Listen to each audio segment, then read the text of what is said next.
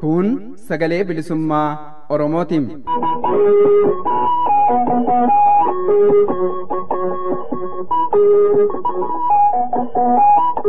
Sagaleen bilisummaa Oromoo dambalii gabaabaa meetir baandii 19 kiiloo heerzii 15,420 irratti jimaataa fi dilbata galgala sa'aatii 8 haga sa'aatii 8 walakkaatti afaan Oromootiin roobii ammoo galgala sa'aatii 8 haga sa'aatii 9tti afaan Oromootiin wal duraa duubaan qophiilee dabarsuu amma jalqabama. Kun sagalee bilisummaa Oromootiin.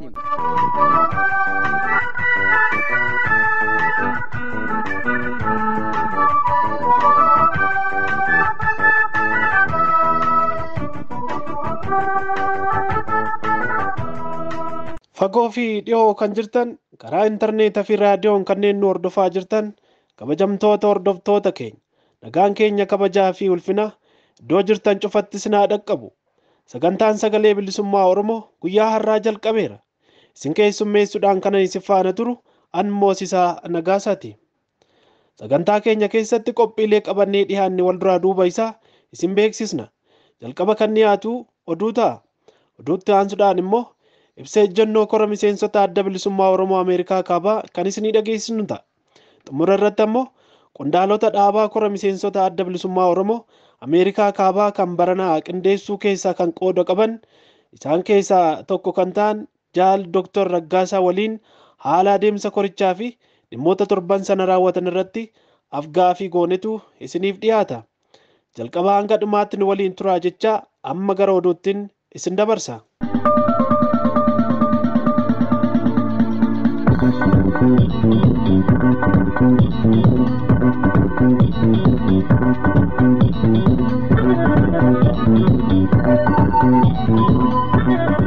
Irra deebuudhaan ashamaa akkam jirtu dhaggeeffattoota keenya kabajamoo fi jaallatamoo sagalee bilisummaa Oromoo sagantaa afaan Oromoo irraa oduu qabannee dhiyaanne irraa oduu har'aa keessan dhageessisu an Waaqonnoleeti.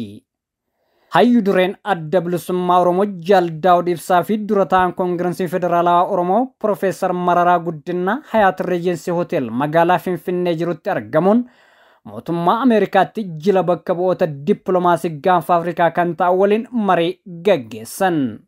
Hayyu dureen adda bilisummaa Oromoo Jaal Daawud Ibsaa fi dura ta'an Koongirensii Federaalawaa Oromoo Profeesar Mararaa Guddinaa guyyaa gaafa adoolessa 29 2022 waaree booda sa'a 4 irraa hanga sa'a 5 walakkaatti bu'uura beellama imbaasiin biyya Ameerikaa kan magaalaa Finfinnee qindeesseen Hayaat Reejensi Hoteelitti argamuun mootummaa Ameerikaatti bakka bu'aa addaa dhimma dippiloomaasii gaanfa Afrikaa kan ta'an kan yeroo ammaa jila isaanii waliin Itoophiyaa daawwataa jiran Mr. Miikee Hamar waliin dhimma biyyattii fi ajandaalee garaagaraa irratti marii bal'aa gaggeessaniiru. Marii kana irrattis jila dippiloomaasii gaanfa Afrikaa kana dabalatee Mrs. Valerie Parry imbaasii Ameerikaa Itoophiyaatti argamutti dippiloomaatii fi gaafatamtuu dhimma siyaasaa fi diinagdee akkasumas State Department Ameerikaatti gaafatamummaa kan qabdu qooda fudhattee jirti. Marii yeroo dheeraa godhame kanaan hoogganoonni paartiilee lachuu dhimmoota jajjabootaan irratti lolaa fi nageenya diinagdee marii siyaasaa walii galaa hidhamtoota siyaasaa fi addatti haala Oromiyaa keessaa fi haala hawaasa nagaa hunda hammatu irratti mariin godhamee jira. Kanaan wal maddittis dhiibbaan addatti paartiilee kanneen irratti paartii aangoo qabatee biyya bulchaa jiruun godhamaa jiru dhaabbatuu qaba kan jedhus ijoo marii kanaa ture. Haal duree tokko malees hidhamtoonni siyaasaa hiikamuu mootummaa lola kallattii garagaraan gaggeessaa jiru dhaabuu waajjiroonni paartiilee cufaman banamuu fi paartiileen siyaasaa kunneen sochii bilisaan akka taasisan karaan jiraachuu akka qabus gaafataniiru. Hoogganoonni adda bilisummaa Oromoo fi Koongirensii Federaalawaa Oromoo nagaa waaraa Oromiyaa fi biyyattii waliigalaa keessatti fiduun kan danda'amu akka itti paartiin biyya bulchuu godhaa jiru humnaan osoo hin taane nagaan bu'ee karaa nagaan marii hunda hammataan rakkoon siyaasaa bu'uura ta'e deebiyyuu argate qofaadha jechuunis hubachiisan. Keessattuu marii biyyaalessaa jechuun akka nagaa barbaadu fakkeessee sochiin paartii biyya bulchuun adda bilisummaa Oromoo fi Koongirensii Federaalawaa Oromoo qopheessuudhaan godhamu bu'aa kan hin finne ta'uu akka hawaasni addunyaa hubatu jechuun kaasan. Dippiloomaatonni kunis nagaa gaanfa Afrikaatti biyya Itoophiyaas ta'e addatti Oromiyaa keessatti dhaaleessuuf shoora paartiileen kun qaban himuun gama isaaniin nagaan akka bu'ee lammiileen nagaan jiraataniif waan irraa eeggamu kan godhan ta'us himanii jiru. Adda Bilisummaa Oromoo fi Koongiresiin Federaalaa Oromoo miseensonni isaanii danuun hidhatti gidirfamaa sochii dhorkamanis akka jaarmaatti hojiilee gurguddoo mirga uummataaf qabsaa'aniif hojjechaa jiraachuu kan himan hoogganoonni kunneen gama isaaniin gaaffileen sabni Oromoo fi lammiileen biyyattii qaban karaa nagaa akka furmaata argatan qaama kam waliin hojjechuuf qophii akka ta'anii fi falli tokkichi biyyattii daandii nagaatti geessu marii siyaasaa hunda hammate qofa akka ta'e dhaammachuun marii isaanii golabanii jiru. Lixa Oromiyaatti ilmaan Oromoo jumlaan hidhamutu dhagahame. Akka odeessa sagalee bilisummaa Oromoo dhaqqabe addeessutti lixa Oromiyaa godina Wallaggaa Bahaa ona eebantuu magaalaa Qeellootti haadholii fi manguddoota dabalatee ilmaan Oromoo waraana murna biltsiginnaatiin ona eebantuu magaalaa Indeetti kan argamu waajjira buufata poolisii Indeetti namoonni lakkoofsaan 30 ta'an adoolessa 30,2022 hidhamuun dararamaa jiru. Akka maddeen dabaluun addeessanitti waqtii qonnaa namni waa facaafatee jedhutti sababa tokkoon ala uummata nagaa itti duuluun akka uummanni jireenya bara dhufuu keessatti gadadoo jalaa hin baaneef ta'e jedhanii dararaa hamaa irraan gahaa jiru. Namoota jumlaan hidhaman keessaa kan maqaan isaanii nu dhaqqabe tokko obbo Gammadaa Sirnaa manguddoo ganna 66, 2 obbo Guddataa Tufaa, 3 Barsiisaa Saffaa Warqinaa, 4 obbo Raggaasaa Weertuu, 5 obbo Bulchaa Gooshuu Daldalaa, 6 obbo Kabbadaa Waaqjiraa, 7 obbo Lalisaa Hayilee, 8 obbo Taarikuu Galataa, 9 obbo Amsaaluu Galataa, 10 obbo Waaqtolee Fayyisaa Daldalaa, 11 obbo Gammachuu Lammii Daldalaa, 12 Barsiisaa Gammachuu Gannatii, 13 obbo Lamuu Dureessaa, 14 obbo Gammachuu Dhufeeraa fi 15 obbo Dachaasaa Amanuu keessatti argamu. Oduu xumuraatiin yakki guyyuu waraanni murna biltsiginnaa uummata nagaa irratti raawwatu daangaa dabree jira. Akka odeessi maddeen irraa nu dhaqqabee fagodhutti godina Shaggar Kaaba Salaalee ona Yaayyaa Gullallee keessatti uummanni nagaan waraana mootummaa piipiin goolama irra gahaa jiruun rasaasaan tumamaa qabeenya saamamaa fi qeessaa irraa mancaa jira. Obbo Buttee Koraatufaa lammiilee Oromoo ona Yaayyaa Gullallee keessaa waraana mootummaa biltsiginnaan yakki irratti raawwatame keessaa nama tokko. Jiraataa godina Shaggar Kaaba Salaalee ona Yaayyaa Gullallee kan ta'e obbo Buttee Koraatufaa Sanbata dabre adoolessa 23,2022 balleessaa tokko malee waraana mootummaa biltsiginnaan rasaasaan erga rukutame booda wal'aansa tokko malee achuma Yaayyaa Gullalleetti hidhamee dararaa ulfaataan irratti raawwatamaa jiraachuu oduun bubbulee argame ifa godha. Yakki fakkaataan hedduun uummata nagaa irratti raawwatamaa akka jiru gabaasaaleen bubbulanii ba'aa jiran ni ifoomsu. Egaan dhaggeeffattoota keenya kabajamoo fi jaallatamoo sagalee bilisummaa Oromoo sagantaa afaan Oromoo irraa oduu nadhaaf qabannee dhiyaanne kanumaan goolabamee jira. Qophiilee kennaafan faana bu'a.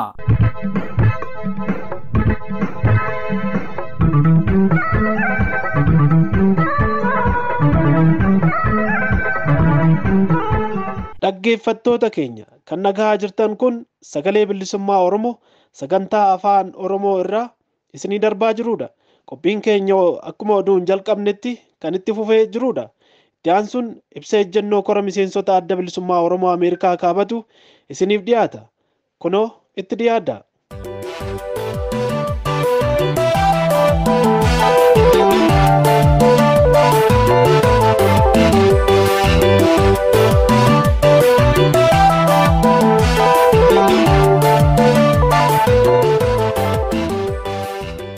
Kora gamtaa caasaa adda bilisummaa Oromoo ABO Ameerikaa Kaabaa USA fi Kanaadaa kan bara 2022 ibsa ejjennoo kora miseensota adda bilisummaa Oromoo. Nuti miseensonni adda bilisummaa Oromoo kutaalee USA, Kanaadaa fi akkasumas godinaalee addunyaa irraa kora kana irratti hirmaannee waggoota lamaan booda carraa qaamaan wal agarree kora godhachuu arganneen dhimmoota ijoo ta'an irratti mari'anne.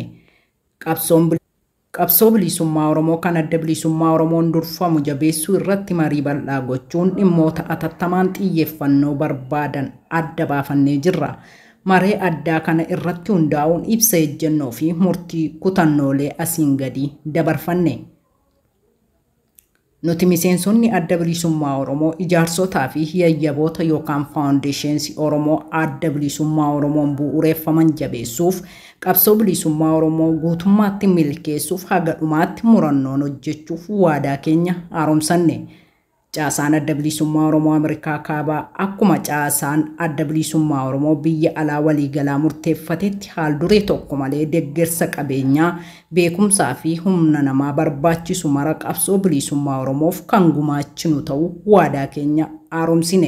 Wareegama qabsaa'onni adda bilisummaa Oromoo gama hundaan biyya keessatti kafalaa jiran dinqisiifachaa haga kaayyoon qabsichaa bakka ga'utti jaallan keenyaaf hadhaadhiyyaa feesisu taasisaa qabsoo adda bilisummaa Oromoon durfamu kutannoon itti fufuuf gatii qabsichi nu baasisu hunda kennuuf irra deebiin murtee keenya haaromsine.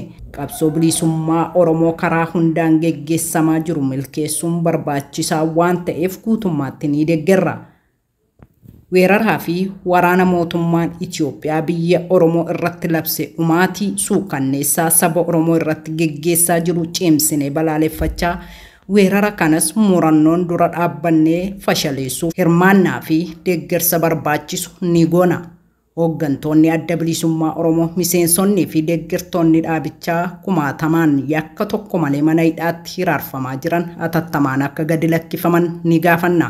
Hidhamtoota siyaasaa kanneen manni murtii bilisaan gadi lakkise qaamni mootummaa Itoophiyaa deebisee hidhuun yakka olaanaa mirga dhala namaa irratti taasifame ta'uun hubatamee ajajni manni murtii dabarse akka hatattamaan hojiirra oolu qaama dhimmi ilaalu gadi jabeessinee gaafanna. Nagaa fi tasgabbii gaanfa Afrikaa keessatti argamsiisuu irratti ga'een adda bilisummaa Oromoo olaanaa ta'uun hubatamee adda bilisummaa Oromoo moggeessuu fi waraana bilisummaa Oromoo waboo balleessuu irratti duulli waraanaaf ololaa geggeeffamu haala naannichaa daranuu waan ammeessuuf atattamaan akka dhaabbatu gadi jabeessinee gaafanna.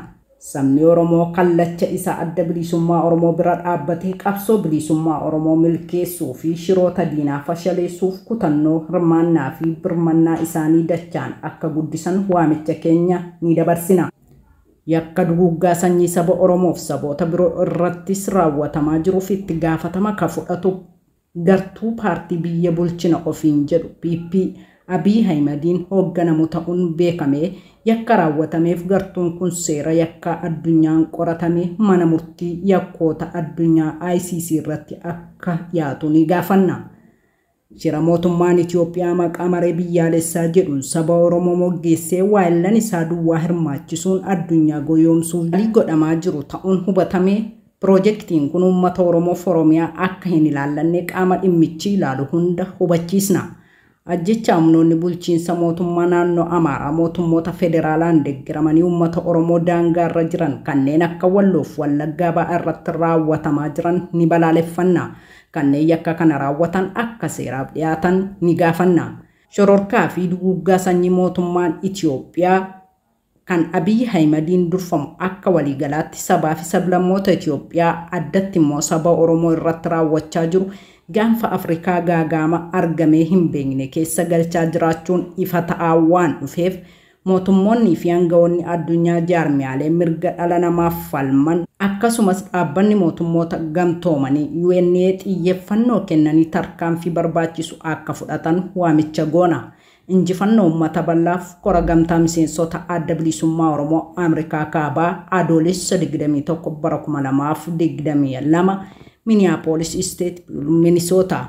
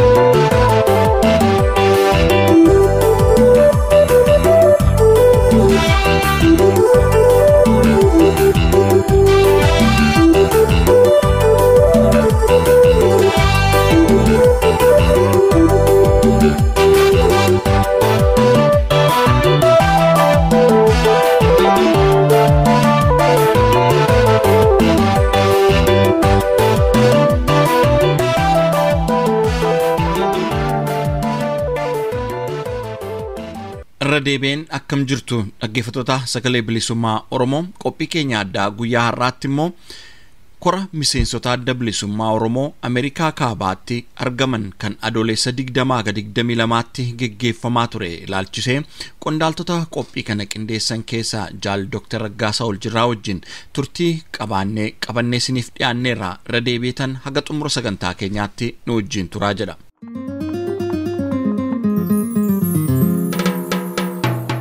Jaal Dr. Raggaasaa Oljirraa qophii keenya addaa sagalee bilisummaa Oromoo guyyaa har'aatti keessummaa taatanii waan nuuf dhiyaattaniif maqaa dhaggeeffattoota sagalee bilisummaa Oromoon guddoo galatoomaa jedha.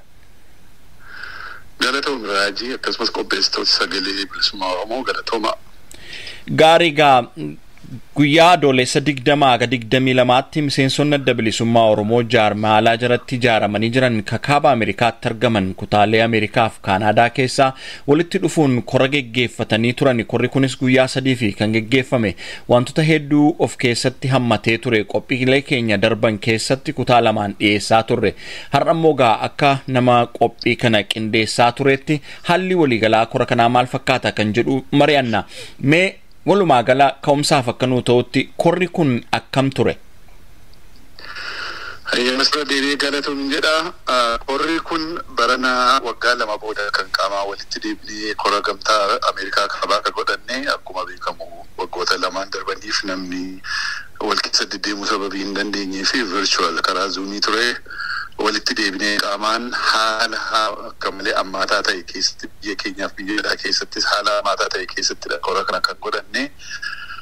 Kanaaf korri kun injifannoodhaan milkiidhaan kan walitti dhufee waan mari'atee xumuratee qabxiilee hedduu fardii ta'an keessumaa haala amma keessa jirru haala muddama biyya keessa jiruu fi haala xaxamaa ta'e qabsoo kanarratti adda bilisummaa Oromoo irratti hoggana isaa irratti uummata Oromoo irrattis walumaa galattuu qabsoo bilisummaa Oromoo saba Oromoo irratti haala waraanni labsamee jiru keessatti kan itti wal geenye.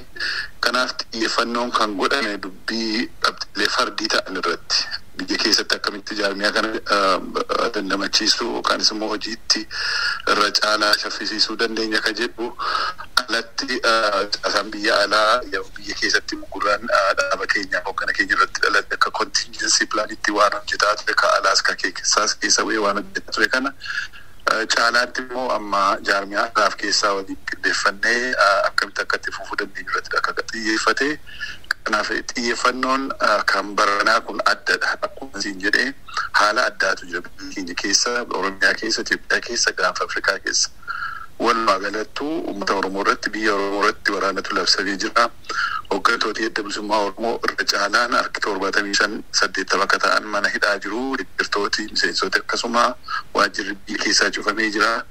Kanaaf haalli waggoota 4 darban Oromiyaa fi adda bilisummaa Oromoo irratti ta'e hedduu suukkanneessaadha. Biyyichi waraana keessa jira. Haala akkasii keessatti akkamitti revitalize of goona kan jedhu irratti xiyyeeffate yeroo addaa caala hojii jaarmiyaa biyya keessaaf alaa akkamitti qindeessuun danda'ama. Bifa siyaasaatiin, bifa dippiloomaasiitiin, karaa hundumaa, karaa barbaachisu hundumaa isa kanarratti kan inni xiyyeeffate. Kanaaf xiyyeeffannoon akka baranaa addadha akka kaaniirra jechuu kooti. Galatoomii jaal Dr. Raggaasaa mee keessumaa marii miseensotaa irratti wanta kaka'e kan naaf kaastanii saba himaalee hawaasummaa qophii keenya guyyaa jalqabaattis akkuma dhiyeessine guyyaan baniinsaa irbaata oboo jedhamee bara baraan geggeeffamu amaleeffameen kan jalqabame hirmaannaan uummataa hedduu akka ta'een argaa ture akka suuraalee fi viidiyoo saba himaalee irratti maxxanfamaa turan. Uummanni hirmaannaan isaa akkam ture kan yeroo darbeerra keessumaa haala biyya alaa kana keessatti ololli garaagaraa deddeemaa jiru keessumaa jaarmaa adda bilisummaa Oromoo dhimmoota waraana bilisummaa Oromoo wajjin wal qabatan hedduutu jiru. Haa ta'u malee immoo kan argaa turre ijaan hawaasni Oromoo qophii irbaata oboof ba'e kanarratti bal'inaan ba'uun tinnisa dinagdee godhaa turuudha kan argine. Inni guyyaa jalqabaa sun akkam ture?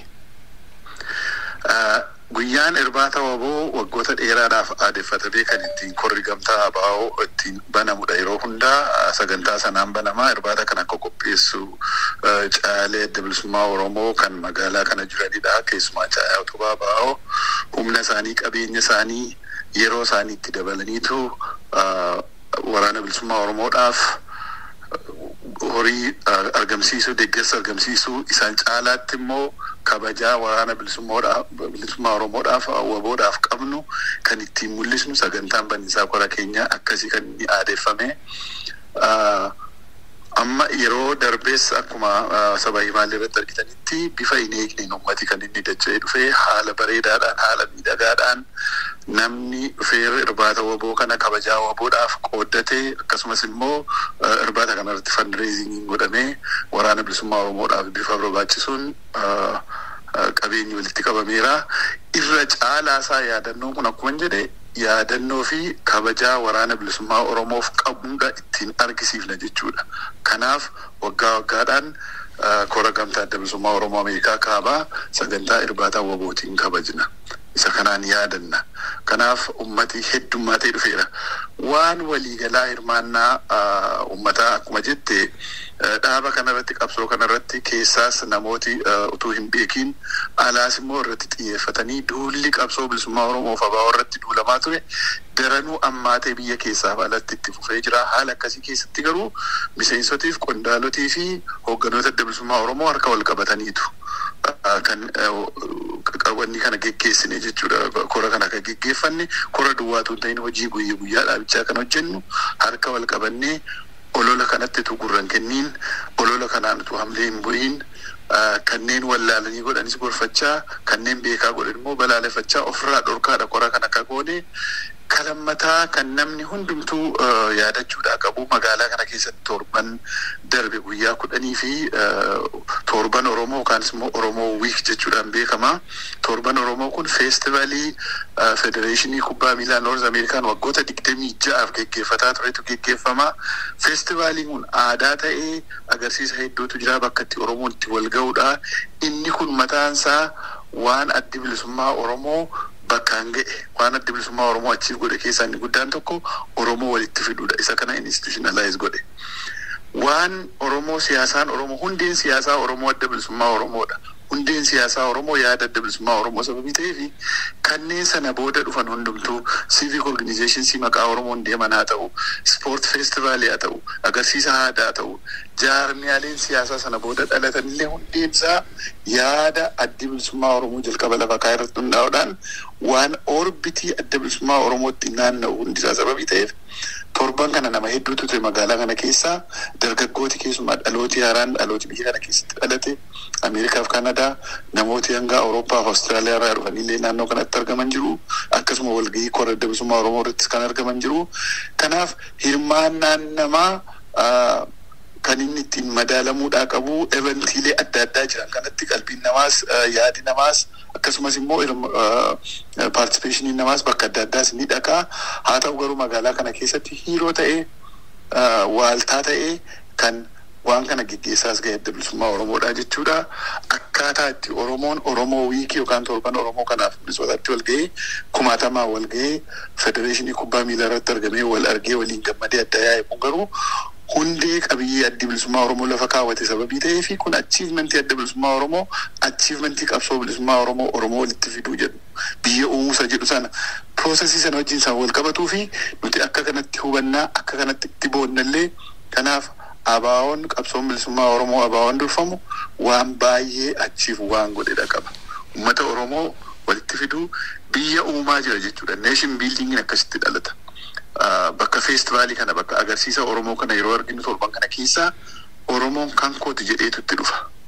Miseensa paartii siyaasaatu hin ta'in deeggaraalleetu hin ta'in garuu Oromummaa isaa duwwaan bakka Oromoon dhaqa jedhee kumaatamaan biyya adda addaa irraa walitti ta'ee dhufuuni adeemsa nation building waan kaayyeeffame sana biyya uumusa jedhu sana biyya Oromoo uumusa jedhu sana it's an organic process of nation building system isa sana keessa argine kanadhattu calaqqifame jechuudha. Kanaaf waan magaalaa kanatti ta'e waan Oromoo keessatti ta'e hundumtuu waan orbitii adda bilisummaa Oromoo keessa naanna'u sababii ta'ee fi hirmaannaan namaa hedduu bifa nama gammachiisuun Oromoo walitti warri burjaaja'an ni jiru. Isa kana adeemsa keessa qabsoon adda baafataa gulaalaa deema sababii ta'ee fi kun waanuma jiru saba tokko keessa qabsoo tokko keessa waan jiru akka waliigalaatti garuu waan kaayyeeffanneef waan dur kaaneef sun yeroorraa yerootti ol guddataa incremental bifa ta'een waa dabalaa deemaa kabaranaa immoo hedduu nama gammachiisa kaan caalaayyuu. Galatoomaa gaanus akkuma saba himaalee irra suuraalee viidiyoo garaagaraa argaa jirutti hirmaanuun mataa hedduu ta'uu isaati kan argine.